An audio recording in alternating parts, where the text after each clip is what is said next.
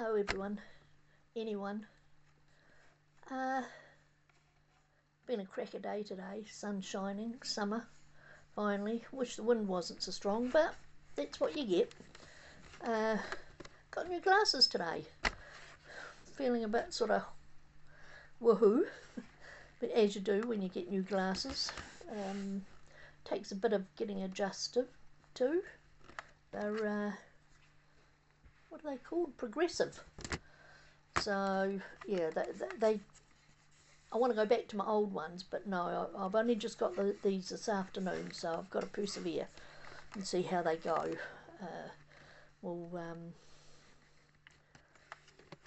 It's all good. Haven't had any for 2 years, so that's not too bad. So anyway, what am I going to talk to about today? I don't know. I'll just wing it, I guess.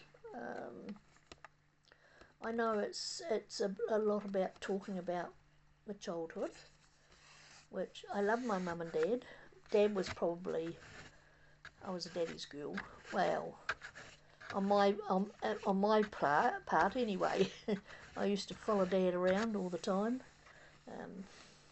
My fondest memory is sitting on the floor by his feet. He'd be dozing in the chair after a hard day's work, and I'd be sitting playing with either a jigsaw puzzle or cards or colouring in down there beside him. Always sat beside Dad, not Mum, always Dad. I think because Mum is always around, and so, you know, she's like the walls, she's always there. And Dad's away, so you want his attention. But I love them dearly, and probably didn't notice it as kids. But when you get older and you look back, you realise how much you really did love them, especially when they're gone. And it was lovely because towards the end, I used to say to them all the time that I loved them. And oh my stars, I'm getting emotional. Anyway, yeah, bit of a daddy's girl, and used to try and if we were away on holiday, I'd be tottering behind him. Once upon a time, we had a paper run, newspaper. We had 2 papers in Dunedin. We had the ODT, which is still going today, Otago Daily Times, and we had the Star. It's sort of reduced now, where it's the free paper, because it's probably about 5 pages of just a little sort of edition, and you get it once a week.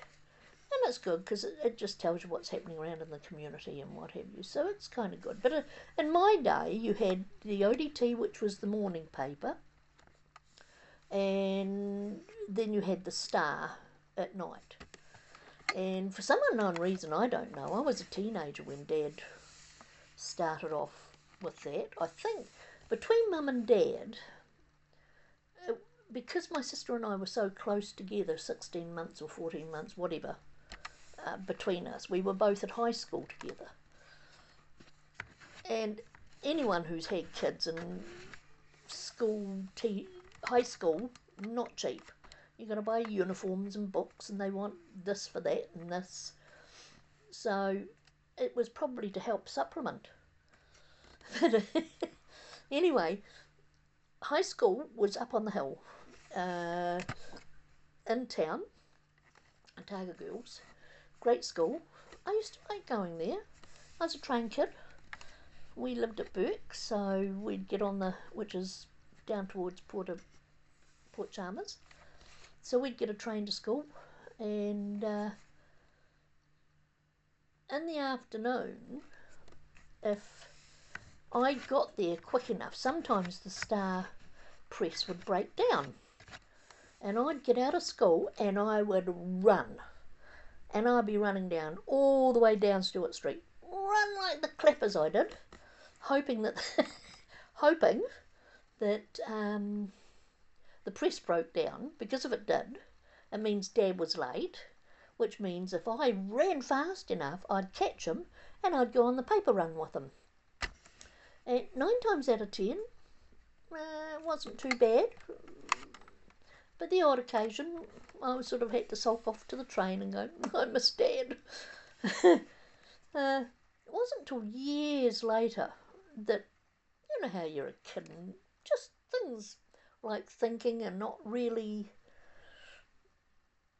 a thing for a kid to do, because, I mean, you're so green. But years and years later I thought, wonder how Mum got on thinking about, wonder why Pam hasn't arrived home. I know, I mean, no phones in those days, no cell phones, no nothing like that. I'd just get in the truck and go with Dad, and he'd do that after work.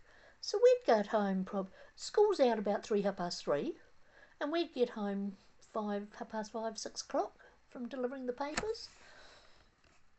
And we'd walk in, Mum would have tea, we'd sit down and have our tea, nothing was ever said. So I'm just presuming Mum knew that I'd be with Dad. I was probably a pouty girl if I'd got home normal time and missed him. So I think Mum was very smart. Mum was very clever. Mum was... she used to laugh. She used to say... She had 2 brothers, Uncle Stuart and Uncle Francis. Uncle Francis we never met. He moved to Australia. He emigrated over to Australia in his younger days. Never forgot the full story about why. And then there was Uncle Stuart, and he was the eldest. And then there was Mum, and then there was Francis. Uncle Stuart we used to see a lot of. Saw him and his boys, our cousins. And Mum used to say, oh, he got the brashness of their father, and Mum got the brains of the family. And I have to admit, she was pretty spot on. But she was very economical, very sound money-wise. Because in those days, if you had a bank account, you literally had to go in, deposit your money to put into your account. There was no EFTPOS, there was no money machines, there was nothing like that. And you got your wage in a packet. You'd go into the office, wait in a long line, because I remember when I first started work, that's how I got paid. You'd wait in line, and then you'd go up, give them their name, and they'd find you your packet with your name on it and give it to you, and that was your wages. And I remember my mum and Dad. Dad would come home from work, and he would just give his pay pack over to Mum. And the next morning, she'd say, here, Bob, here's a couple of bob for your pocket. And he never complained. Once or twice he would say, oh, I had to open it up, Mum, because I needed petrol to get home. And not a worry. That was never a worry, you know, and that's how things ran in our family. So, but when we got to high school, my sister and I, dynamics changed a bit. Mum wasn't home all the time. We're a very big, in my day and earlier, big factory city. Factories everywhere, and I mean factories to make ovens, washing machines. We have factories for laundry powder, coffee. Big employer was Cadbury's. We had a big building. They've just recently pulled it down to build a new hospital. What else do we have? Breweries. Speight's Breweries. Now, they've been around since about 1876. So, big company. And they're a big tourist thing now. Big tourist thing. But, and what else did we have? Speight's was great. You have Europe, where they have the Lipizzanas. Everybody knows about the Lipizzanas in Austria. And then you've got America, and they've got the is it Brewsters? The big Clydesdales. Well, we have our Clydesdales, and that's the Speight's Brewery Clydesdales. We have some lovely ads with them on, going way out in the back, you know, and delivering beer to the local pubs out in the outskirts, or way out in the bush, or way out in the farmlands. And at the end, there'd always be someone in the pub, and they'll go, "Good on you, mate," and with a beer. So we had a lot of factories. I mean, good grief, what we did. It's all gone now. A lot of it's gone now. It's all gone up to the big cities. And, but yeah, I remember sitting at school, and if you got a certain wind, we'd all have our windows open because it's middle of summer, cooking. And next thing, the wind would come up, and it would be a strange, I don't know what wind it would be, coming up the harbour, I think. So we'd have the smell of the laundrine, the smell of Cadbury's, the smell of coffee, and the smell of beer. There is nothing worse in all your days. Have you smelt all that mixed in coming in the windows at school? And everybody gets up and they're running, and we're closing the windows because boy did it stink. But yeah, I don't know if it still happens today. Probably not. Laundry's not there. Cadbury's is, I think. Not Cadbury's, Greg's coffee. Brewery definitely there. So the smell of hops and what have you.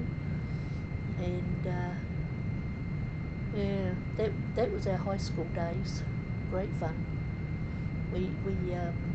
I loved being a train kid, going through tunnels. And we had steam trains back then. There was no electric. It was steam with the good old coal, and we still had the Kingston Flyer through Central Otago. And it, you know, closed the windows going through the tunnels because the chimney smoke would... but full. Trains were full. Even better, if we were running a bit late, we'd be a bit late for school, and we were never ever told off because we were train kids. We were excused, especially for assembly, and because that was always boring. And but yeah, good fun. So yeah, that's what I used to do. I used to run like the clappers down there and hopefully meet Dad, and off we'd go.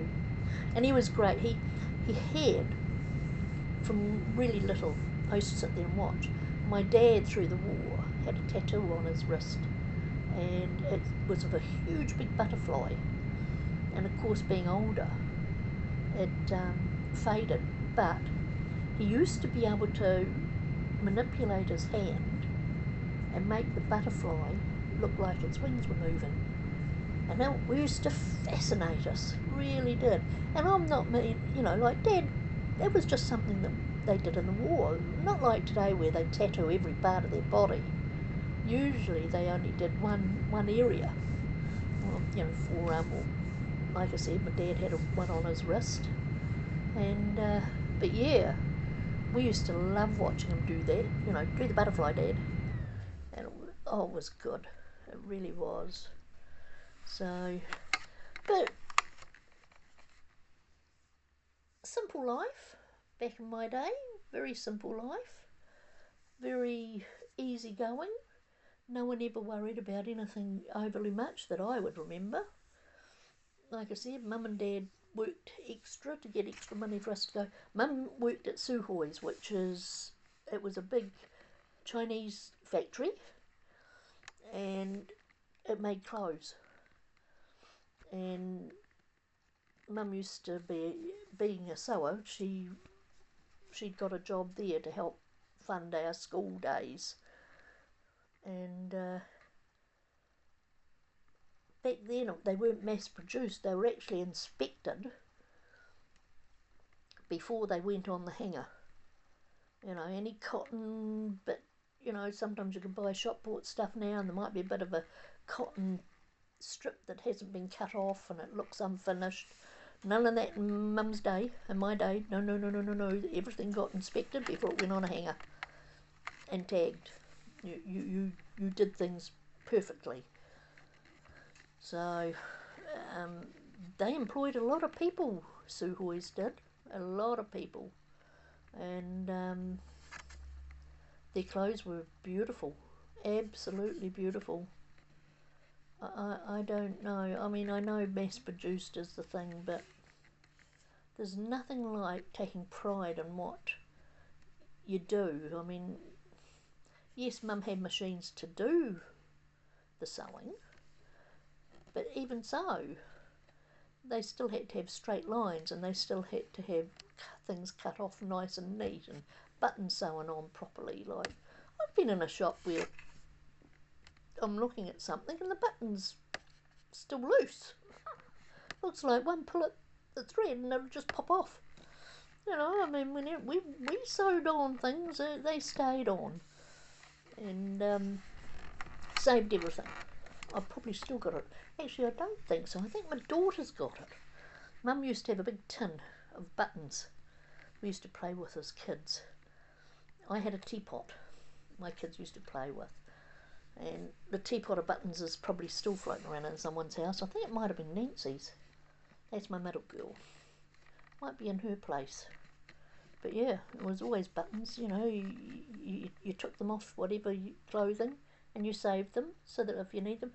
Many a time that I'd knitted a cardigan or made a little dress, I'd go to my teapot or my tin and I'd look and see if I can find any buttons to match. 9 times out of 10, not a problem. And gosh, they were a long time ago. Long time ago.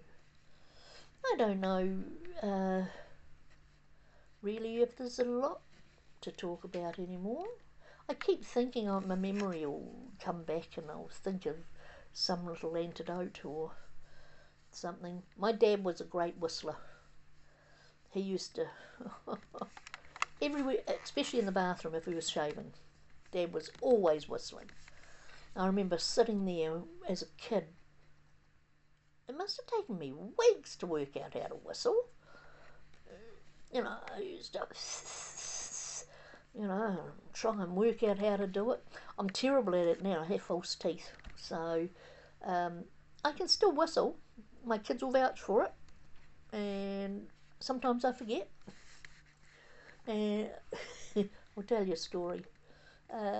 When we moved and went to a wee farmlet, and I've told you about the sheep. Of course, being out in the country, I could be in one paddock, the kids could be another, and I'd want to draw their attention, so I'd whistle. I had a very loud whistle, and learnt to be very loud, and it always got them looking, always, and then I could wave them. Come on, I need you, I need you, I need you. And they'd come running and they'd come and help. And it just grew from there after doing that all the time. And I used to, a good tune, music, I love music, absolutely, always love music. Maybe that's because we grew up with a band and there was always music in the house. But I love music, and I'd always whistle to a tune, just like my dad. Except Dad didn't have to have a tune, but he held a pretty good. He held a very good tune. He really did. You knew what he was whistling, and you knew not much for singing, but whistle. Whew, he was good. And anyway, I was telling you about this story. We all met up in Christchurch, 5 hours up the road. But anyway, another big city in South Island. And we went to one of these huge malls. Gosh, you could get lost. We went into, I don't know, I think it was the warehouse. And we all said the kids were all going to get this, get that, whatever. And the grandchildren were tottering. They were only toddlers back then, I think. Tottering on behind. And I, as always, was sidetracked and looked at something and they were all gone. I thought, where the heck did they all go? And I'm walking around and I still couldn't. In the end, I just stopped in the aisle and I whistled. Much to my daughter, middle girl's absolute disgust. She came storming out of an aisle and said, "You do not do that here in a shop." And I went, "Well, I got you. You came. Point, you know, it happened. I wasn't embarrassed, but boy was she. Nancy's my one that gets embarrassed very easily. So, and she had no idea that at that time she was so angry with me, but she never twigged that she actually answered my whistle. My son, further down at the other end, he just poked his head out of the aisle and smiled. And I went, you know, good, I know which area he's in. Don't think I saw him. I don't know if Evelyn was there at that stage. She might not have been, but Nancy gave me the right. She was making more noise than I did with my whistle, giving me a good telling off. I wonder if she ever remembers that. She probably does, because I still have a bad habit. Sometimes I do it without even thinking. It's just I want to do something or say something, or they're way ahead of me, and I'll just whistle out, and the glares I get. The grandchildren even clued up to it. It's quite funny. It's quite funny. But yeah, and I love whistling. I love it, even though I can't do it. I do love whistling because I can't sing for nuts. I used to when I was younger, but not anymore. Well, I do, but in my four closed walls, not outside. It's not a very good sound at all. So I'll just whistle a tune, and but yeah, much fun. It's brothers used to whistle. I think my oldest brother used to. I think Peter used to. That's the middle one. Yeah. But they're all bandsmen. They're all grew up. You know, they all had an instrument. Dad played trombone, and my middle Peter, he did cornet, and Bobby did cornet. Yeah. So, but I think Peter could play a cornet as well, but he mainly did the cornet. I don't know what the heck it's called. It's a bigger one anyway. And yeah, we did have the one thing I do miss about Dunedin. Growing up, we had summer festival and winter festival, and the summer festival always had the procession and the A&P show, which was always loads of fun, and it was always down here at Tahuna Park. So you'd have horses doing all sorts of things like jumping and gymkhana and sort of things. And you had judging for the best sheep and the best cow and the best whatever. People used to bring their mare and foals and get them judged. So there was ribbons to have with all. We'd also have at one area dog trials, which is dogs they'd put about 7 or 8 sheep in a paddock, and the dogs had to round them up and put them in a pen of 4 walls. That was it. And it was up to the owner of the dog to get the dog to get them all in, and that could be hilarious if a dog went AWOL, which a dog often will. Quick side note, we had a farmer in Hampton. Oh, he was corker. He must have been 90, but he'd still get out with his dog way up in the hills, rounding up sheep on his 4-wheel bike. The dog was as old as him, for goodness sakes, deaf and blind and all sorts of things. So he'd be whistling and telling the dog to do this, and the dog would just turn around and go home. Next thing you hear all around the hills about this old farmer yelling at his dog, "Don't you dare go home, you mongrel!" Oh yeah, that's like...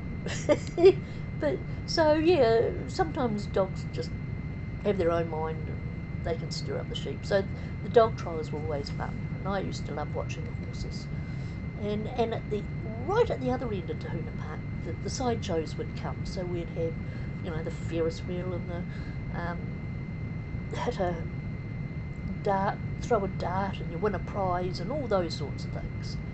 And there was always big drums, and they might have been £1, or they might have been, no, I don't even think they were that. They were probably £1. And lucky bin dips. It was called lucky dips. And you had a girl bin and a boy bin, and you'd pay your money, and you just put your hand in, you run a bridge around, and you'd pick whatever. Sometimes it used to be a pencil and a rubber and a ruler, or might have been a colouring in book, or it was just something cheap, but we thought we were great. And in the winter, now my dad, being a truck driver, he helped empty it. Now in town we have Brown's. Brown's was, he had a 2-storey building, and it was a whole block, and he was more or less second-hand dealer, or he had all sorts. From, you could go in there and get lounge suites, dining suites, anything for your house. And a whole team of trucks used to go in and empty the whole place out. I'm not sure where they put all the stuff. They might have. We had big areas around the harbour, big storage units. So I'm presuming it would have all been stacked in there. But anyway, they emptied the whole thing out, and that's where the winter show was. And I loved the winter show. Loved it. You had to pay to get in, of course, because it's just the way it was. So you'd have animals all around, like animals in pens, and you'd have little side people like Rawleys selling their stuff, or there was always a candy floss area where you can get candy floss. And of course, your bins for your lucky dips, and you can buy all sorts of little things and exhibits. People used to take in, Mum used to love doing tapestries, and you could enter it into the arts and crafts area and win a prize if you get first for being the best stitched or whatever. Us kids, we used to make on saucers little fancy gardens. You might do moss on, like your grass would be moss, and then you'd put in, like you'd take a flower head and you'd put it in the moss, so you'd make your own little garden. And so that was the kiddie section. So we used to get judged on those sorts of things. And I think there's flower arrangements that were judged. There was baking, always baking. People would bake from the best pikelets, the best scones, the best cakes, and you'd get a little certificate. Sometimes if you got first prize, you might have got a couple of bob. Wasn't much, but it was just the gratification that you won. And upstairs, there was more stuff to look at. And then at the back of upstairs, there was a back door. And upstairs actually went on to the back of Floor Street. I think it was Floor Street. No, it might be another name. But anyway, it was a little dead-end street. It was almost like a little loading dock that Mr. Brown could put things in, take things into his building with the big double back doors, without having blocking traffic on the main road. And that was where all the sideshow people went. So your merry-go-round and your darts and all that sort of thing. And we'd go out and have a look at that. And 9 times out of 10, we didn't have a lot of money, so I'd probably buy a lucky dip, and that would be about it. And I'd come scampering back down because I'd be around with the animals. And Mum and Dad, everywhere Dad went, Dad knew people, and Dad used to just chatter away, and he was always chattering to someone. And Mum was just wandering around and catching up with friends and family that she used to bang into. But we always knew that we didn't go out the door. You stayed inside until your mum and dad said, right, time to go. And we never wandered off. There was too many things to see. It was too much fun. Yeah, it was. But yeah, my dad knew everybody. He just had that personality. I remember at church, we were always the first to arrive, and we were always the last to arrive to go, because Dad had to shake everyone's hand and say hello and have a chat, and yeah. But that's what he was like. He was just a personality unto himself, and it got harder as he got older because he was as deaf as a doornail, and my brother had to come in and talk him into getting a hearing aid, and that was a lot better. But he learned to lip read.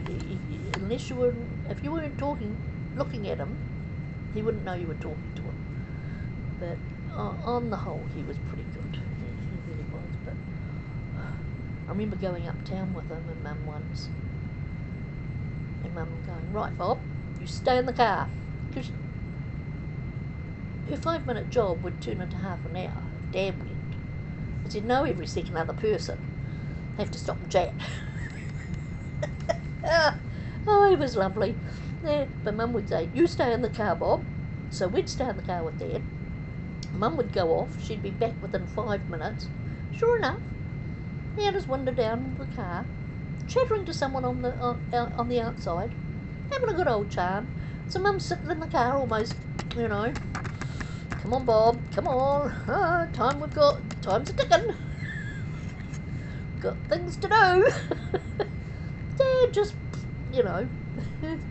oh, but yeah, he was just a social wee fella. I miss him to bits. I miss them both to bits.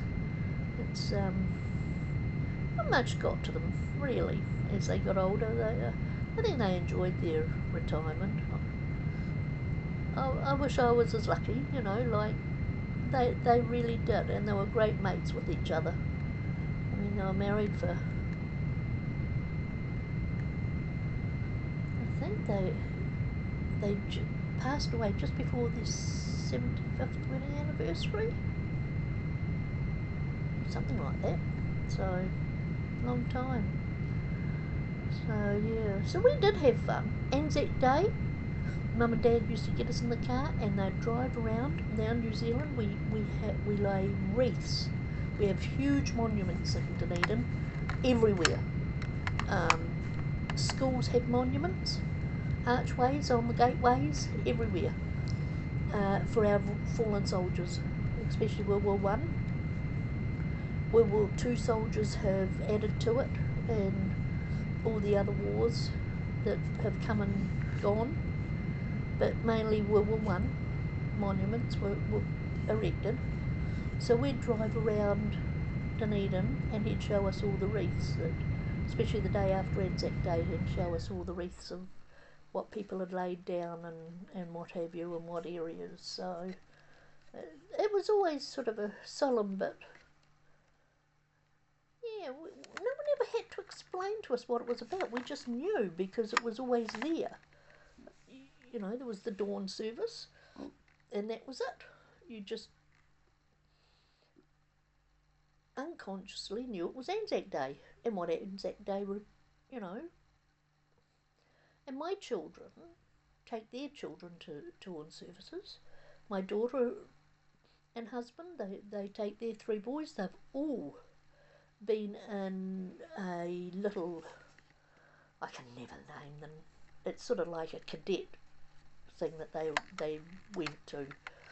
Some kids go to rugby and all that they did cadets. And they've all stood at the monument with their gun, with their head bowed and paying their respects. So they've all done their share of that, and so everyone in our family know what it's all about. And so that'll be coming up in April, I think. So it's not far off, and the years just fly by, don't they? Something wicked. Anyway, I've waffled on long enough, and I think it's about my time that I say goodbye for now. As I said, I'm just waffling really, and if you want to enjoy it, thank you. If you can't stand more than 5 minutes, thank you for standing for 5 minutes. But I wish you well and take care. And hopefully I might get to do this again. All right, bye for now.